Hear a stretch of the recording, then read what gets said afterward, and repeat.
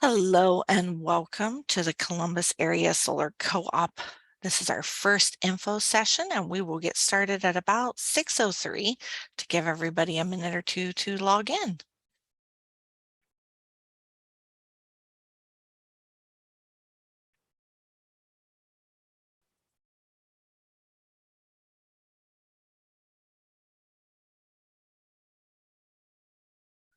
Looks like we have a nice sized group getting logged in. Thank you all for joining us today.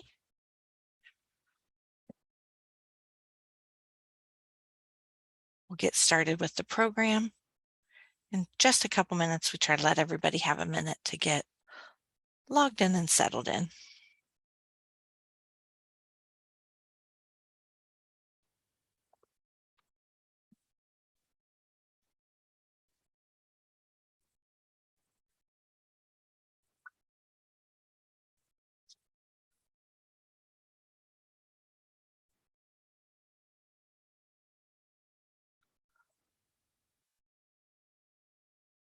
Hope everybody got a chance to get out and enjoy a little bit of our sunshine here in Central Ohio today.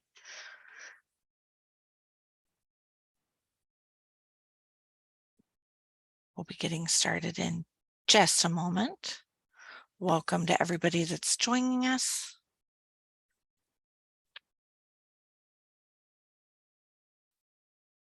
I see a couple familiar faces, names, I should say, in the lineup.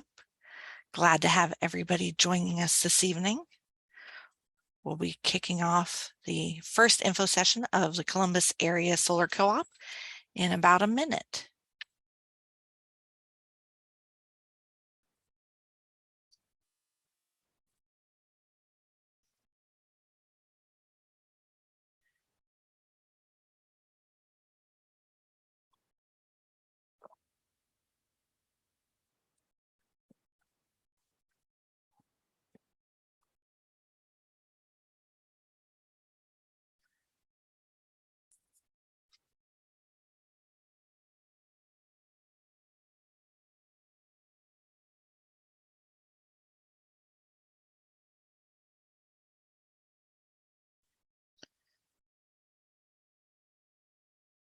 Thank you for joining us this evening. I see that we have several attendees now signed in, so we're going to go ahead and kick off our meeting because I want to be cognizant of everybody's time. So welcome to the first info session for the Columbus Area Solar Co-op of 2022. I am Mariah Williams and I am the Program Associate with Solar United Neighbors. I am looking forward to talking to you guys this evening about how you can go solar through our co-op. I have another staff member here this evening with me. Christina, if you'd like to say hi. Hello, everyone. Welcome. She will be running things in the background and watching the chat for us. And speaking of watching the chat for us, if everybody joining, whenever you signed in, it should have automatically chosen to turn your microphone off. And if you could do that for the remainder of the show, that would be great so that everybody has a good chance to hear and be able to equally participate. If you want to ask any questions throughout, Christina will be watching for those in the chat section. So feel free to type those in your chat. And if at the end you have not had the ability to use chat for some reason, we'll try to have some time to open it up for you to use your microphone at that point. And this webinar is being recorded, and tomorrow or the next day, we will send out a link to everybody that attended and make sure that that is available for people who might want to watch it again or catch a little bit of additional information. And I'd like to take a moment to say a special thank you to our partners, Sustainable Columbus, the Mid-Ohio Regional Planning Commission, Impact Community Action, Simply Living, and then we are very lucky that we have some additional support being offered by Green Energy Ohio, the Ohio Environmental Council, Power a Clean Future Ohio, and Drive Electric Columbus. If any of our supporting members are with us, feel free to give a little shout out to your group in the chat. We'd love to know who was able to join us for the evening. So let's take a moment to talk about who is Solar United Neighbors.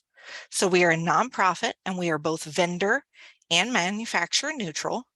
We are a national organization with field staff in 11 states and DC, and we are currently in the process of launching our Puerto Rico program. We rely upon community engagement and involvement to continue to expand our efforts.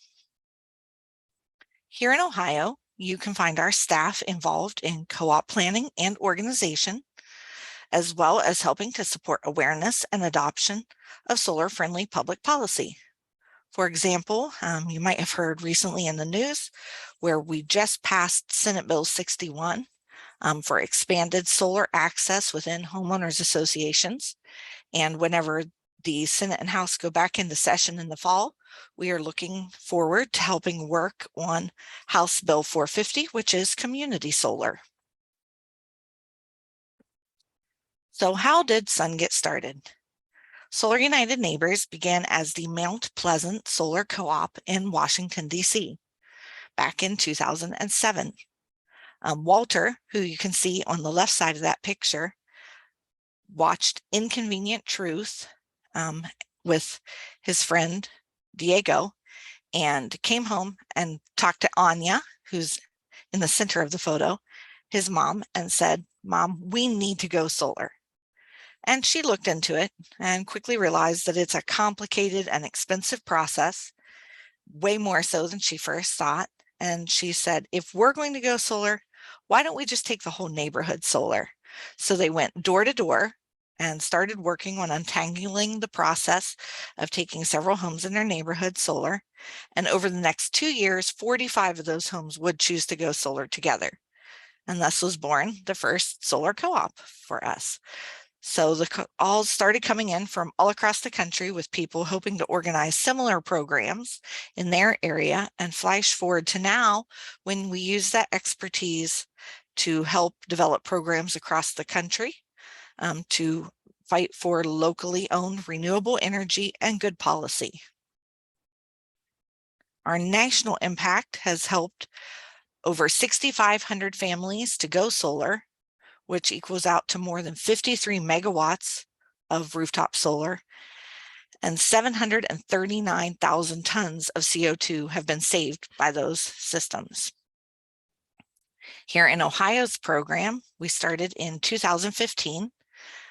We have taken, as of February, we haven't updated our numbers in a couple months, but we're working on that. So as of February, our households that have gone solar with us are 431. We have 3.06 megawatts of installed capacity, which has invested $7.7 million in solar in the local economy. It equals out to about $11.8 million in energy savings estimated over the next 25 years. That work has helped to create 61 solar jobs, and 50.8 million pounds of carbon emissions have been avoided. So before we get into the deep sections of the presentation, I'd like to take a moment to address some of the inequities in our current energy system. Communities of color, particularly the Black community, bear an unfair share of costs of energy production, but receive fewer benefits. Families of color are disproportionately harmed by higher utility bills and shutoffs. On top of that, housing discrimination is a barrier to home ownership, and thus solar ownership. When SUN started with a group of economically and racially diverse neighbors, they focused on solar because it helped people pay their electric bills. And it also helped them stay in their homes in a time in DC when it was being gentrified and the whole country was in the middle of a financial crisis. Rooftop solar lets communities invest locally. It creates good local jobs and brings control of the energy system within our reach.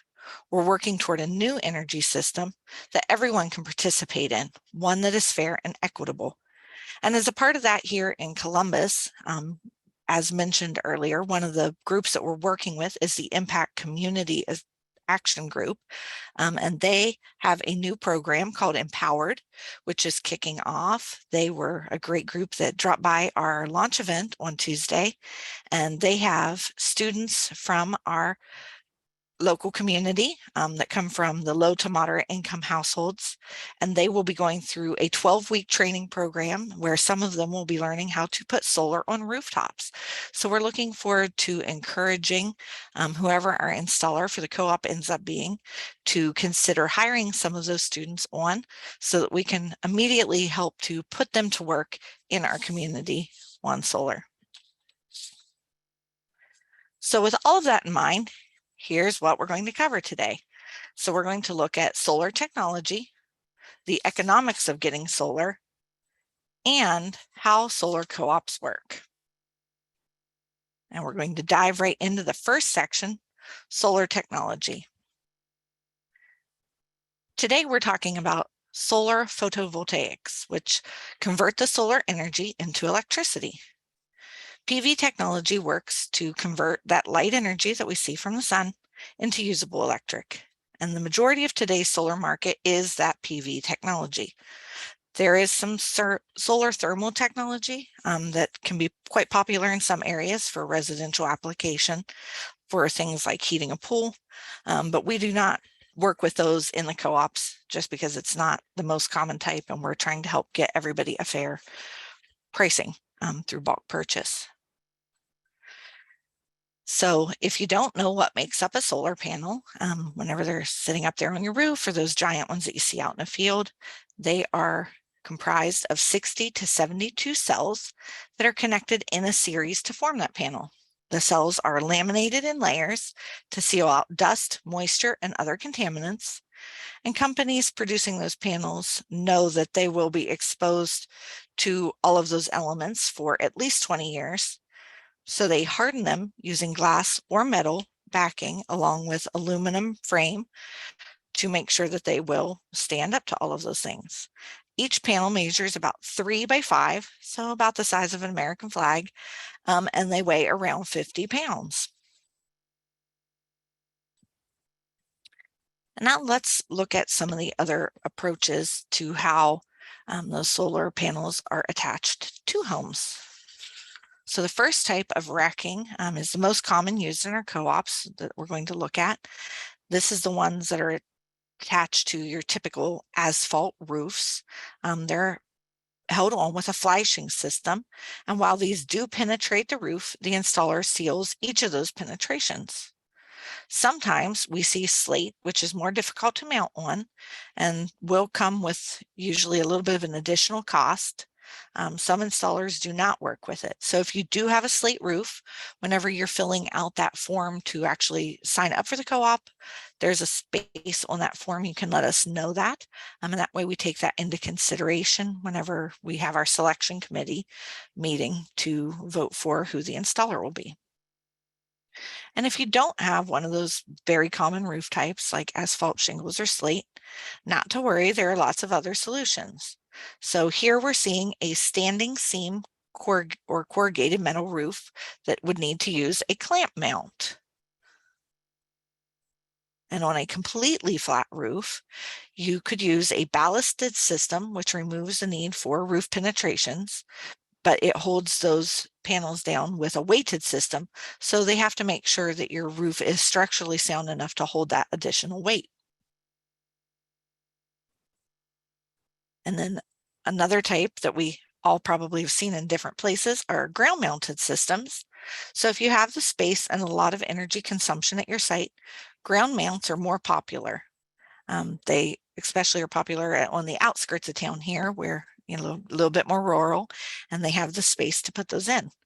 In all cases, no matter what type of racking works best for you, the installer will also be using conduit, which is the metal or plastic casing to protect the wiring against the outside elements as they connect the different pieces of the array together. And in addition, all PV systems are required to be grounded to the earth for safety. And while we all recognize panels, there are several different pieces that do make up a solar array for our home. So optimizers allow each panel to be controlled separately, increasing the efficiency of the whole system. The inverter converts the DC to AC, so your power is preconditioned to be able to be fed into your home or the excess into the grid. And there are a few different types of those inverters. So you might have string inverters converting the DC from multiple panels to AC, or you might have microinverters that take care of this right on the panel and convert that DC to AC. The additional space that is needed in your electrical panel so that you can fit a breaker for the inverters to feed the loads you use. So while most homes do not need upgrades to the panel, if you do have an older home or one that has a small service, I know there are still some homes, usually a little bit outside of town or in some of our older neighborhoods, that have either 75 or 100 amp service. Those ones would need to go through a panel upgrade. And whenever this installer comes to your home for your readiness inspection, they will check the panel and let you know if it'll be suitable, if it needs any type of updates. So let's talk for a moment about roof orientation. Here in the Northern Hemisphere, the most ideal direction for solar is a southern facing roof.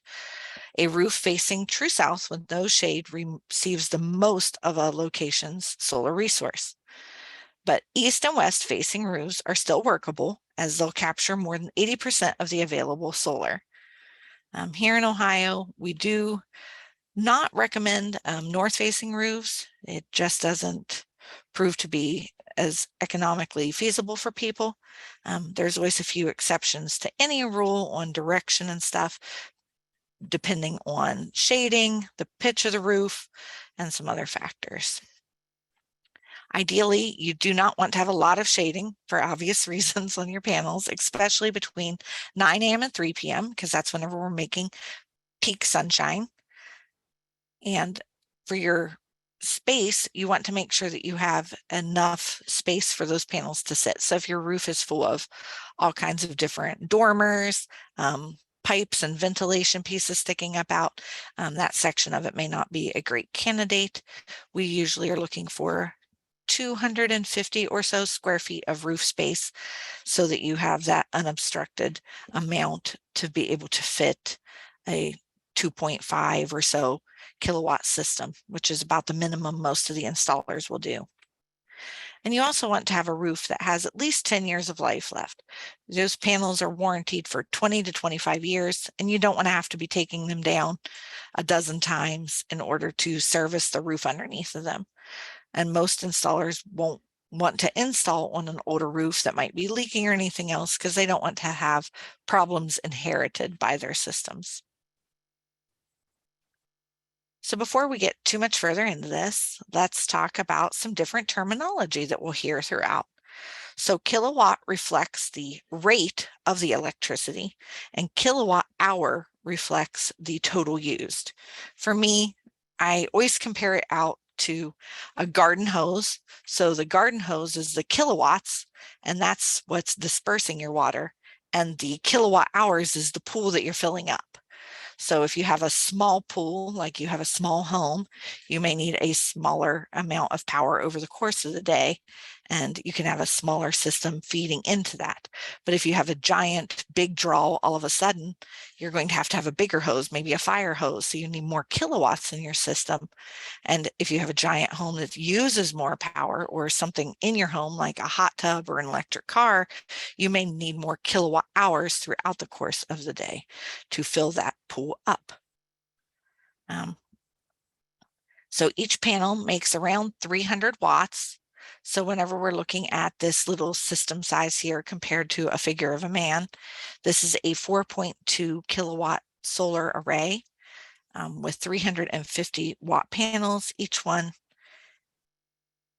comes together. And so you've got those 12 panels forming that system. So really quick, we'll glance at a little simple system here. Everything starts with the sun, and the energy from it is collected on the panels.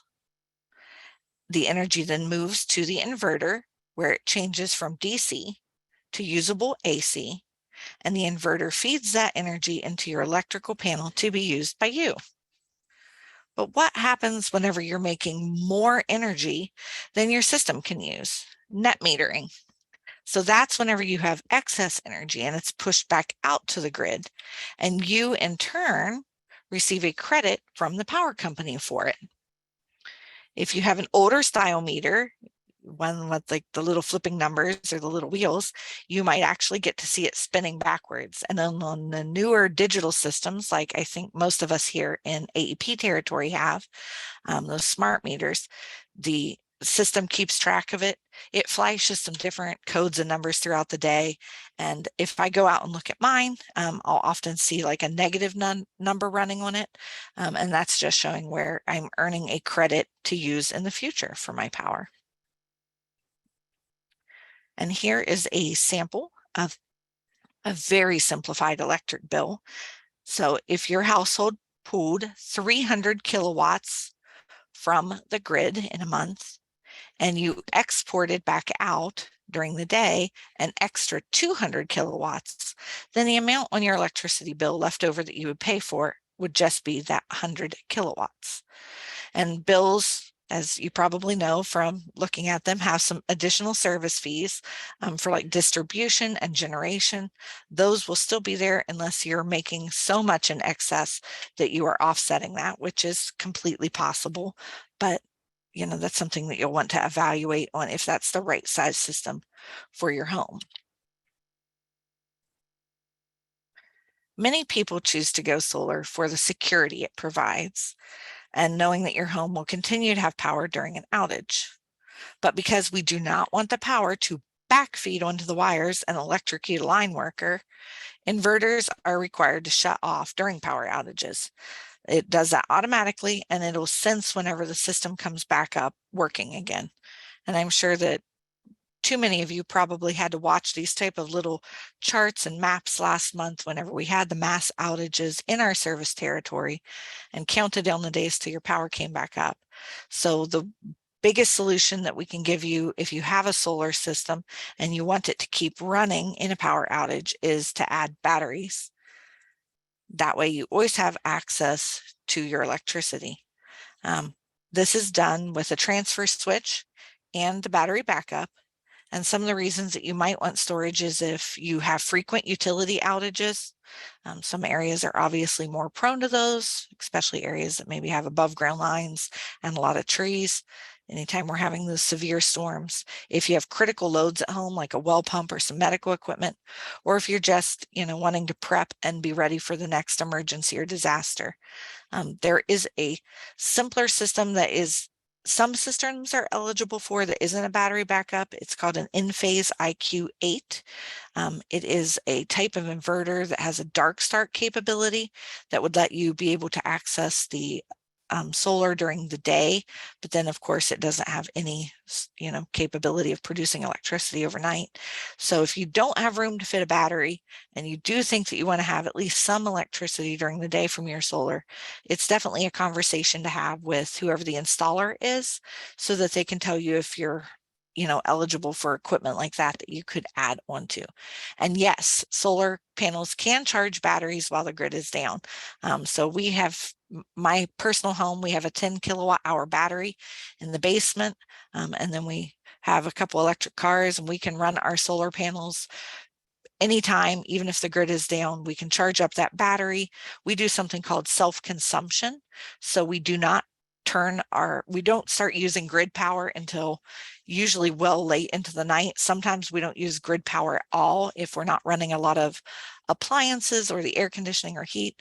So in those milder spring and some winter, fall months, we don't usually have a bunch of power draw in the evening hours. So we usually just stay off grid altogether, but you can absolutely use your solar to charge the batteries while the grid is down. You can use it to power your whole home.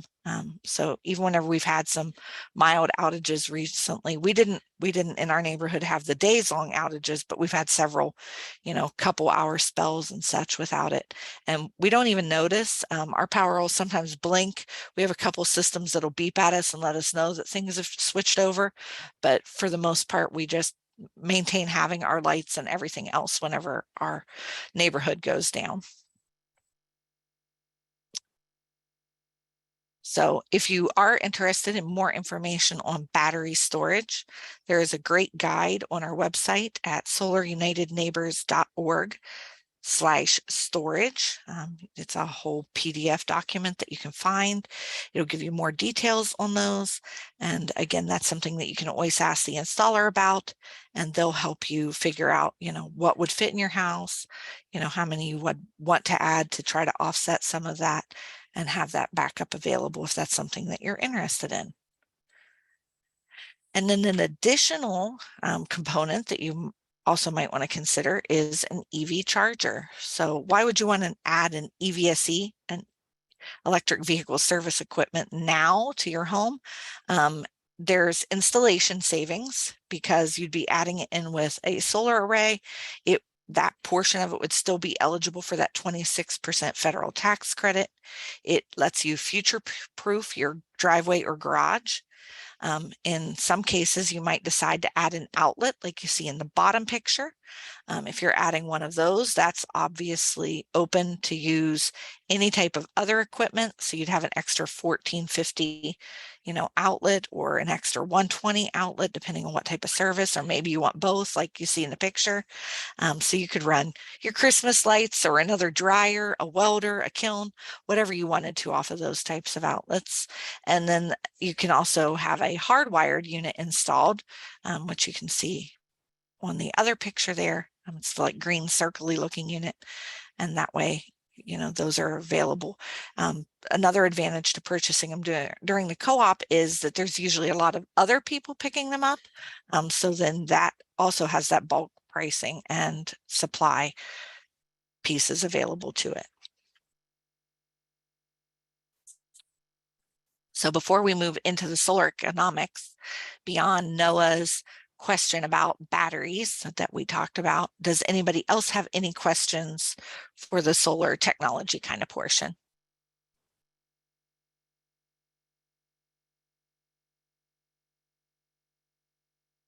All right, well, if you think of anything later on, we'll be here and we can always circle back to it. So feel free to pop it up there in the chat if you do come up with anything. And now we're going to move along to solar economics. So solar is no longer, is there a co-op for battery purchase? So if you already have a solar array and you're just wanting to purchase the battery, some of our installers will consider that through the regular solar co-op. So it's always something that we can ask them. If you don't have a array yet and you're just looking to add on a battery along with your purchase, that is just an option that you can automatically consider an add-on. So that's one of the optional fun pieces where you can customize the system and make it work for you. So thank you for that question, Laura. But solar is no longer a boutique item. The market has grown and prices have dropped considerably in the last 10 to 15 years, especially. And while it used to be upwards of $10 per watt, we now see a national average of around $3 a watt. And systems pay for themselves somewhere typically between 8 and 12 years. It can be a little longer or shorter depending on factors, including the cost of utility electricity, competitiveness of the solar market. That's where, a solar co-op like this can help. The cost to finance the system, national, state, and local, municipal, or utility incentives, which, unfortunately here in Ohio, the only one you're going to see is that national, federal tax credit available. Offsetting other expenses, like let's say that you do have those electric vehicles in your driveway. Obviously, since you're now making your own fuel for those instead of buying gasoline, you can always apply that extra savings to, your solar loan and have it paid off sooner. And how do co-ops result in savings for you? It's because essentially a co-op is a bulk purchase where installers are saving money by buying components at cost, and they are not having to pay to get advertising and work on cold calls to find customers, because we're going out, and doing that part of that for them, and then bringing everybody together so that they can order all the supplies at once. An added bonus to the co-op is the education that you're receiving right now, because it's far easier for the installer to work with an informed consumer than it is for them to work with somebody that has never, heard of any of this before. And we have a slide coming up about the federal tax credit. So we'll be covering that in just a couple slides. It might even be my next one. As luck would have it. So the federal tax credit is currently this year at 26%. And that is something that you can redeem for up to 5 years across your taxes. So unlike some of the other ones, it'll continue to roll forward. So let's say that you bought, an $18,000 system and you were looking at getting about $4,600 back. Let's say that you didn't have that much tax liability. You only had $1,200 in tax liability. You could take that same $1,200, as long as that continued to be your tax liability, and get that back each, the first 3 years, and then that small leftover portion in that fourth year. As of December 31st, 2022, that'll be the last day, for systems to happen under that 26%. And then January 1st, we will see it go down to 2023. There are some different things at play right now that if, we'll go ahead and call it out, Manchin would get his act together and sign, we would probably continue to see some different credits for these systems. But unless that all comes together and the senators do, the right thing for the environment and sign the bill, we're probably going to see that credit disappear over the next, year and a half or so that we have left on it sunsetting out. So it's a great time to get in on this, just so that you do get that federal tax credit. And here's some of those samples, like I was naming off a minute ago, on how that pricing breaks down. So we'll look at that middle of the road system there, the 8 kilowatt system together. And we're looking at our average pricing is coming in at about $250 to $260 a watt, depending on, the equipment and the market value on any given day.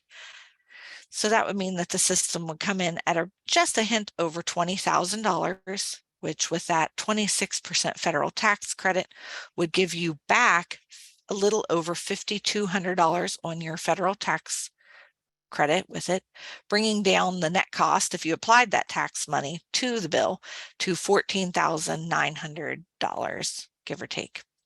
That would give you an estimated yearly savings of about $1,200 on your electric bill, or $13,000 over the cost of 10 years, or your lifetime system would save you about $36,000. So you'd end up with a profit of about $21,000. It's obviously not an investment system because it takes a very long time to have that happen. I read that credits apply to the year the system is installed. So would the co-op's timeline put installations in 2022 or 2023? So that's a really great question. So we usually wait until we hit 50 members of a co-op to announce to our installers that we're making the call for bids and start setting up our date for our selection committee. I did happen to glance in our system before this call. We are currently at 53. So we will work on over the next few days. Christina is, our person that does all that behind the scenes. So she'll work on putting together that RFP and getting that call for bids out to all the different installers in our area. Our hope would be that, by the time we have selection committee, Columbus is running really fast on permits right now. So if you're in, Columbus's service territory proper, whenever they put in that permit for you, it would go through pretty well. We may see systems being installed, optimistically speaking, in September or October, depending on their load of capacity for those permits, getting all the equipment and everything else. So optimally, we will see some of them being installed in 2022. There is a chance that some of them will roll to 2023. It's just going to depend on how quickly people, file through and decide to sign up. We always have a few stragglers to any co-op that don't sign their contracts right away. And of course, if you decide to be in that group, then we can't guarantee anything for 22. But our hope is that we will see some of them go into 22. So does the savings math factor in an increased cost of kilowatts, like gas prices increasing or inflation. So the pricing that you see on here doesn't factor any of that in. This would factor in whatever the average for Ohio is. I know here in AEP's our primary provider. So if you look at overall fees and everything else, our kilowatts break down to just a hint over 11 cents per kilowatt. So, you know, you can look at whatever that is right now. I mean, the prices could change. Your system doesn't change in cost. Whatever you contract out at is the price it stays at. So if materials go up, or if, you know, kilowatts go up in price from the electricity provider, then, you know, that overall cost for you obviously stays the same, but your savings would increase over time because you wouldn't be paying any more for it. You would have gotten in at the price that you got in at today.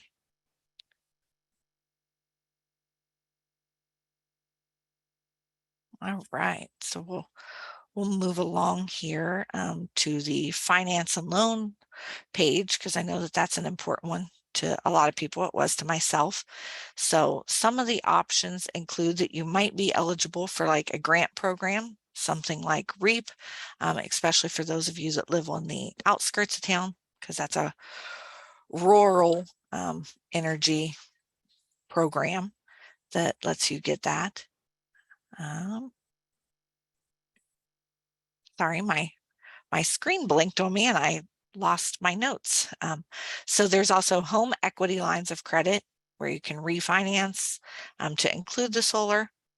You can install through the installer's financing. Some of them have banks that they work with to provide that. The Clean Energy Credit Union is currently changing how they're doing some of their work, but they're always an option that you can talk to and see who they are working with in our area. They're now doing some sort of training program with installers where the installer has to be a part of that conversation as well. And then there's here in Ohio an EcoLink subsidized loan that lets you get a 3% discount on the loan for the first 5 or 7 years of it, so that you can bring down that rate of your loan. So, and all of that could, you know, at any moment change, you know, just like any of the other interest rates on programs switch around on us all the time. So, and then do we have any other finance or how the economics of solar works kind of questions before we move on to a different section? We had a couple really great questions already about that.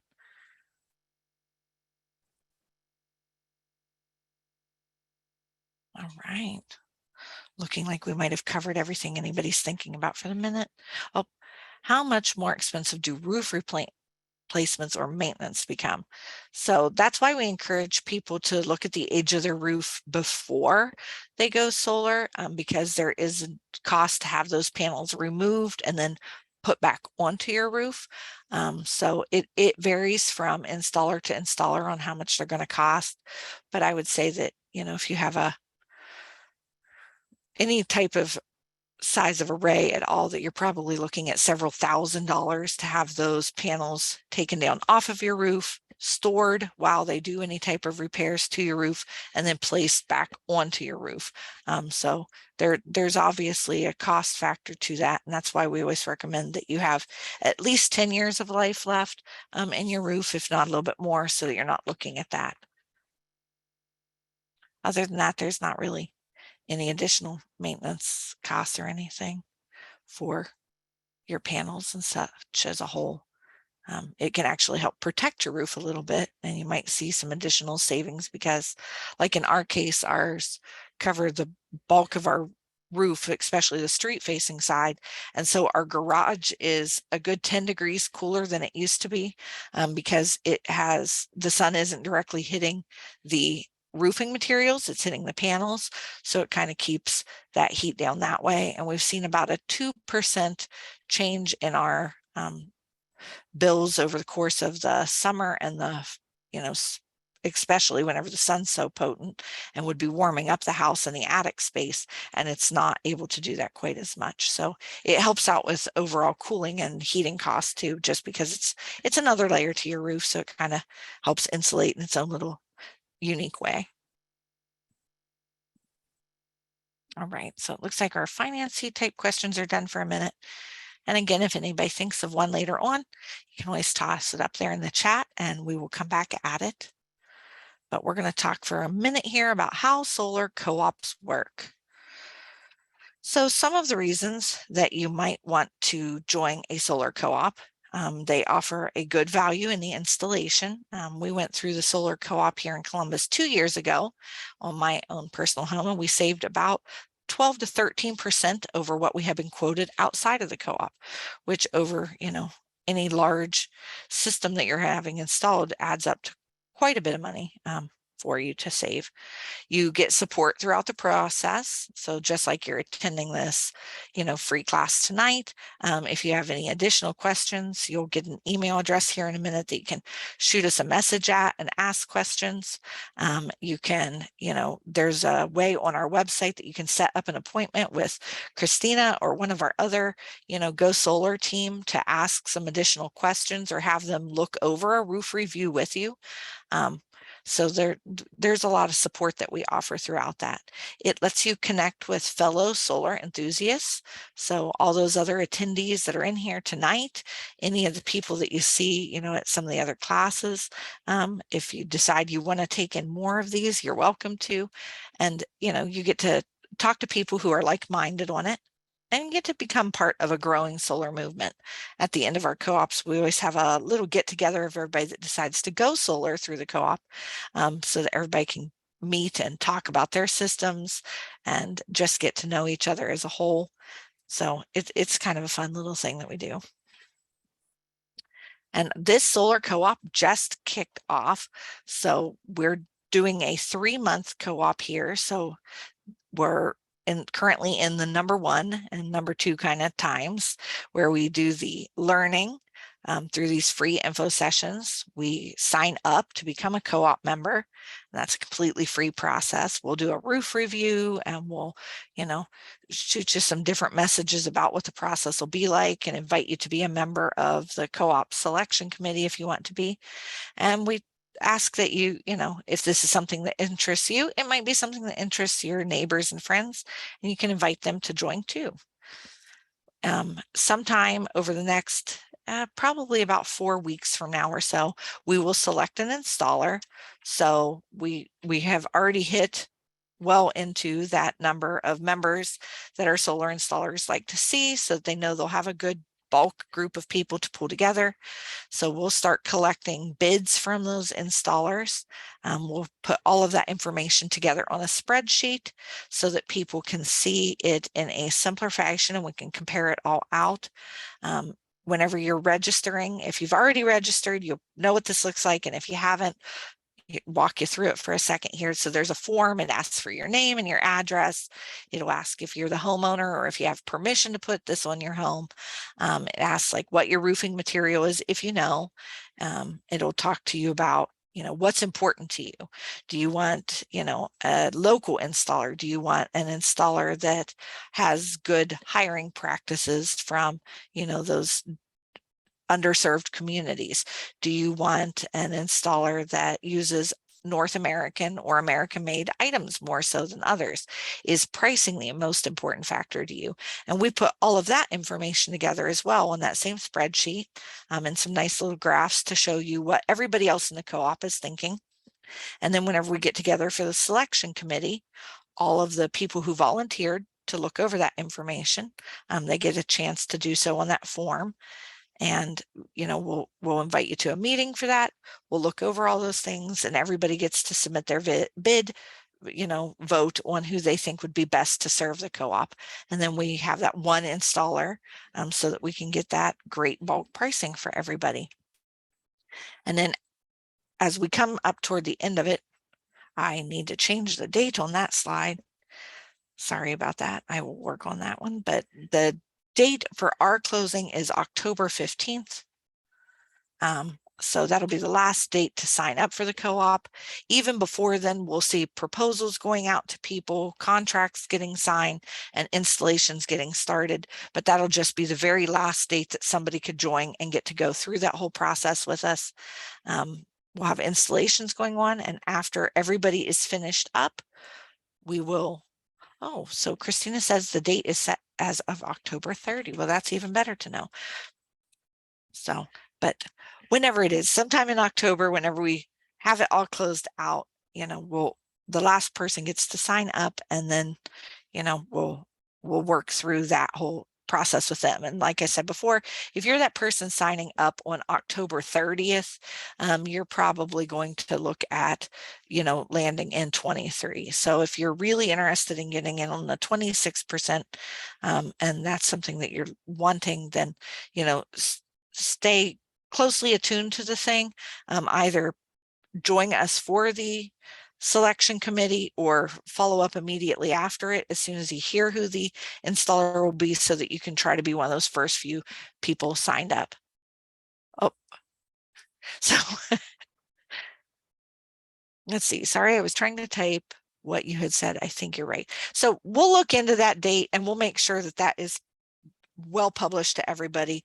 But obviously, if you're here tonight, you've got plenty of time to sign up, because you're on the leading edge of that. But I'm thinking it was the 15th, but it may be the 30th. But whatever it is, it's sometime in October, it'll be the last of it. So if the typical cost of panels to install is $3 a watt, what kind of discount could we expect from the installation?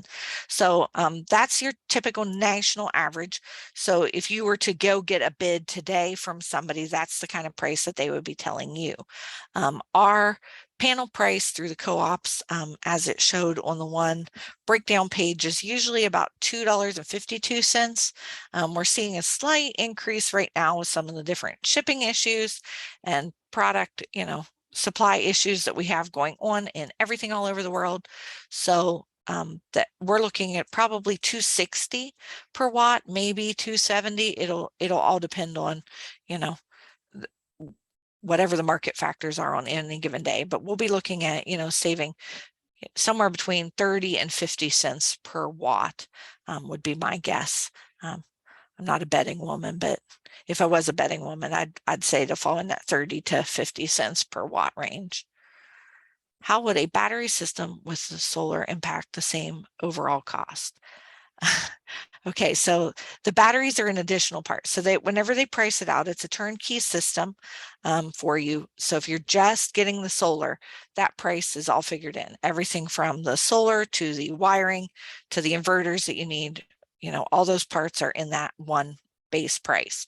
Then each additional piece that you add on, be it the EV outlet or the EV charger or the battery, those are their very own pricing altogether. Batteries are coming in, it depends on the brand and the size of them, but anywhere between 10 and 20,000. So I'd say about $1,000 per kilowatt hour of battery. And the smallest that they do have on the market is 10, and the larger ones range up to 20. So those prices will be a separate additional piece that you would add on as its own entity. So, and you're very welcome for the information. So what's next with the solar co-op? So if you haven't already signed up for it, if you're just attending to find out more before you filled out that form and you're interested in this, go ahead and sign up at the solarunitedneighbors.org. And then our ending is, of course, /Columbus, and you'll find the sign up form and everything on there. There is no cost to sign up. There is no obligation to get solar with us whenever you sign up. It'll just send you those additional messages. Like I mentioned, I think there's several emails in that series, because it'll go back over some of this information. It'll send you videos and all the different links to stuff and ways to contact us. And then there will be a basic roof assessment done by us to make sure that it's even something that you're remotely eligible for. Because if we look at your roof and it has nothing but trees around it, we can't even see your house, we're going to probably send you the message that says, we're so sorry, you have a great tree canopy, and we want to see you maintain that, but you're not really solar eligible. Or let's say that you have a one-sided roof you've got like a weird shaped house and that whole roof is north facing, we're going to send you that same message, just letting you know that that roof doesn't really work for solar well in Ohio.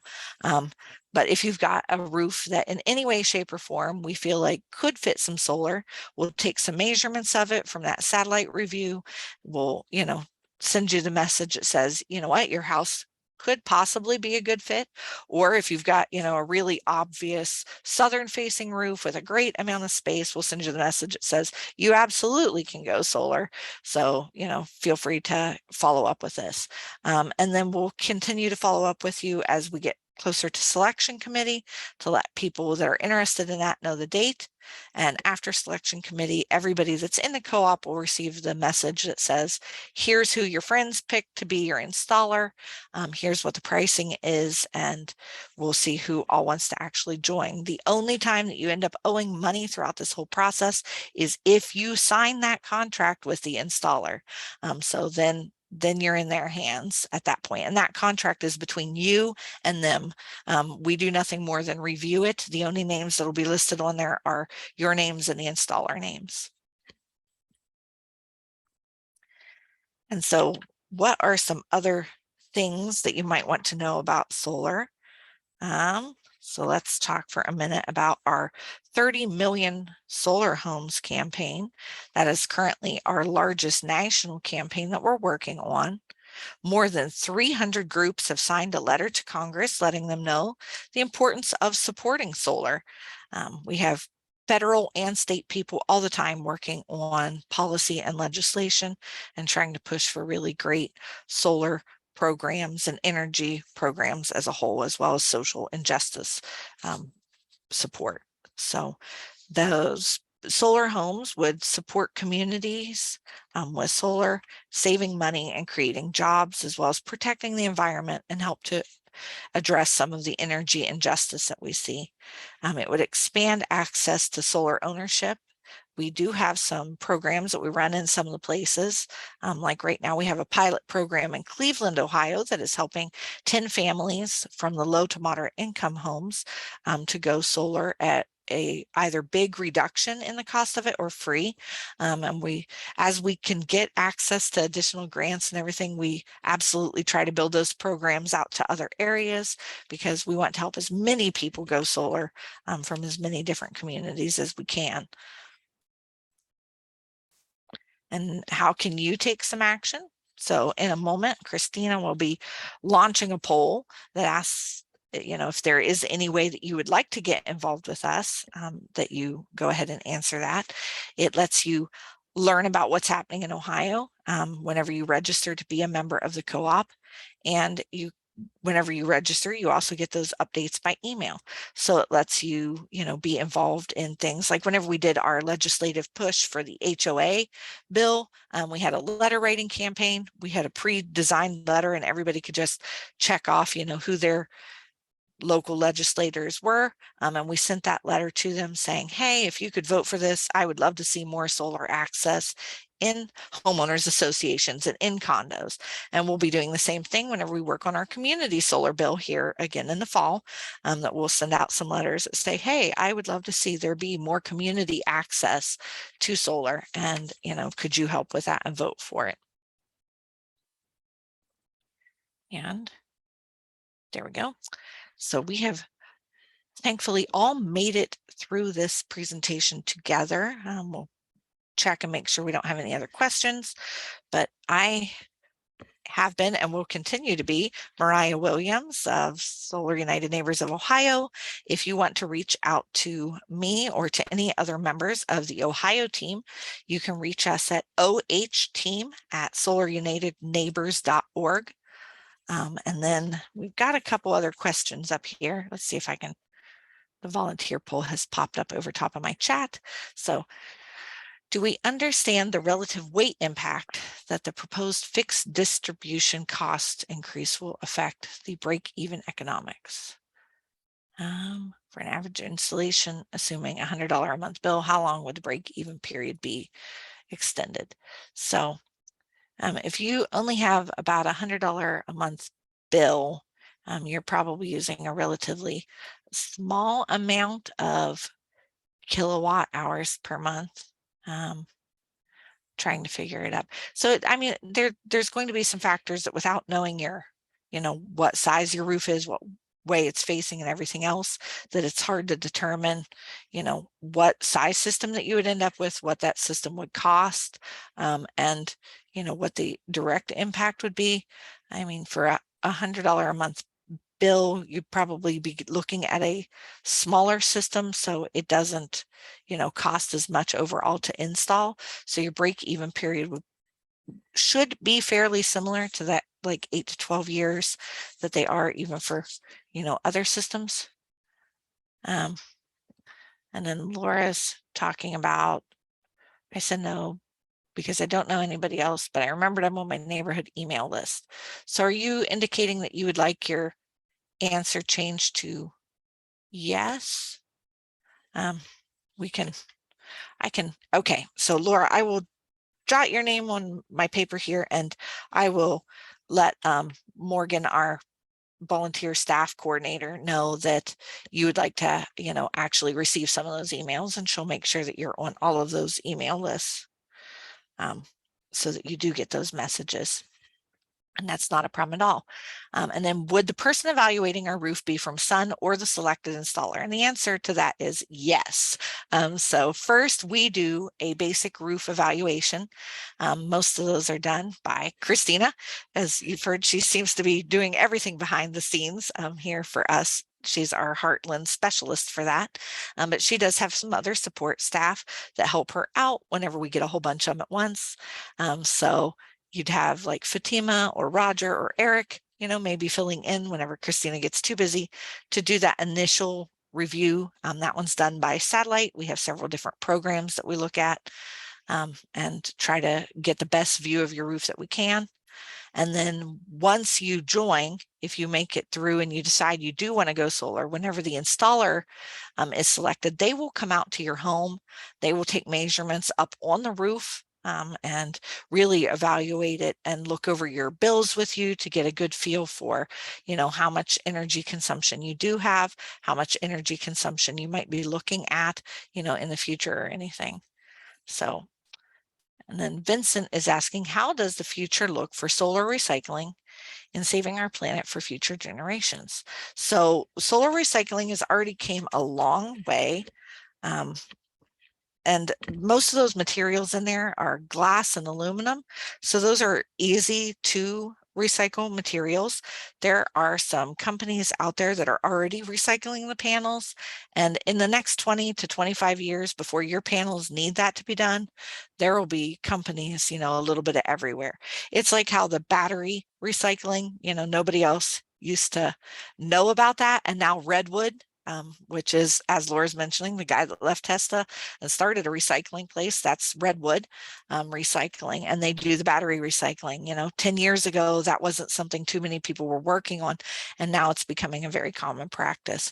So since we already have some solar panel array installers, and they want to get that silver and copper and those other metals, pulled out of there, and they want to take that glass and turn it back into things, and the aluminum, which is not the most recycled material out there, but is the most recyclable material that we have going.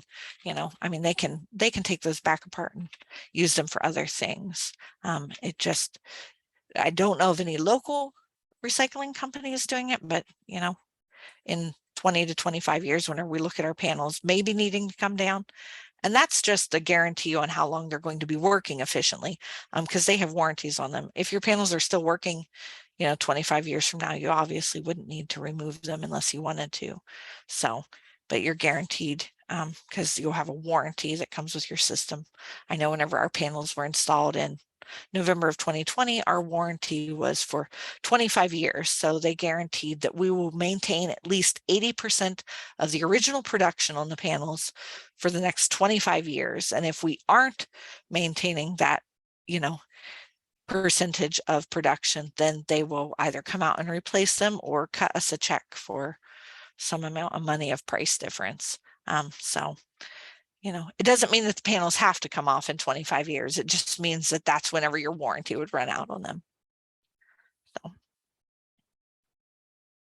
got into a whole a whole host of things that we don't always cover in these presentations. But does anybody have any other questions, comments, concerns?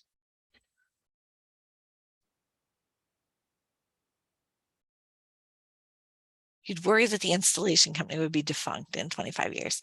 So part of the advantage of that is some of them do it through like a private insurance or warranty company. So there would be some other company that would come out and service it. Most of the major manufacturers who are backing the warranty on the actual product have been around for that kind of length of time already. So, we shouldn't see a big problem with that. The company that did my installation, like 2.5 years ago, has been in business for going on 20 years now. So those people that originally got systems would still be able to call them up and have them service things because they're still working even now. And does the tax incentive apply to batteries and EV chargers or just the solar panels? If they are installed with panels, so if you bought the whole kit and caboodle at once, like I did for my home. So we bought a 13.4 kilowatt array with, it's 42 panels, 18 south, 12 east, and 12 west. We purchased, the transfer switch and a backup interface, the 10 kilowatt hour battery. And because we got such a large array, they threw in the EV charging outlet on the side of our house at no additional cost. But all of that was eligible to get the tax incentive applied. If you're buying just batteries or just an EV charger, those are not eligible for the tax credit by themselves. You can just purchase panels, and those are eligible, but not the other two pieces separately. You have to get those two pieces added in with the panels. So, because it's for a solar installation is the way they phrase it. So anything else that you add in with it counts, but you have to get those panels to make it work.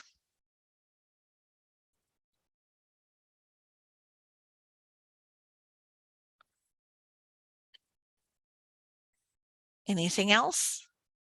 Otherwise, if you come up with anything else, again, you can shoot us a message at ohioteam@solarunitedneighbors.org. And if nobody else has any additional questions, I will let you all go catch a couple more hours of sunshine that we'll be seeing out here, because we're at a great time of year to catch some evening sun. Thank you all for joining us. We've really appreciated your time and attention, and we look forward to possibly helping you go solar with your home or small business or farm, whatever you're wanting to